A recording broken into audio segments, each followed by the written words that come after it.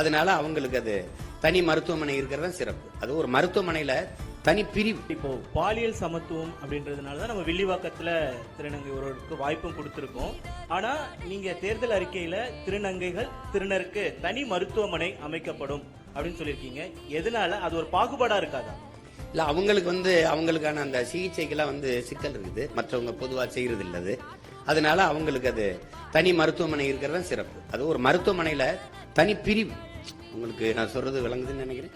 அது அவங்களுக்கு இருக்கிற அவங்களுடைய கோரிக்கையை தான் நான் சொல்றேன். இப்ப நீங்க ஒரு இதுல இருந்து நீங்க அந்த பாலியல் மாற்றத்துக்கு வருது, அதை நீங்க பொது மருத்துவமனையில செய்ய தயாரா இருக்கீங்களா? தனியார் மருத்துவமனையில் செய்ய தயாரா இருக்கீங்களா? இல்ல. அப்ப நான் என்ன பண்ண வேண்டியது இருக்கு? மாற்ற வேண்டியிருக்கு. இப்ப நான் உங்களுக்கு ஒரு கேள்வி கேட்கிறேன். தனியார் பள்ளி கல்லூரியில் இருக்க தங்கும் விடுதியில தாழ்த்தப்பட்ட மாணவர்களுக்கு என்று தனியா விடுதி இருக்கா? இல்ல. ஏன் அரசு பள்ளியில மட்டும் இருக்கு, அரசு கல்லூரியில மட்டும் இருக்கு?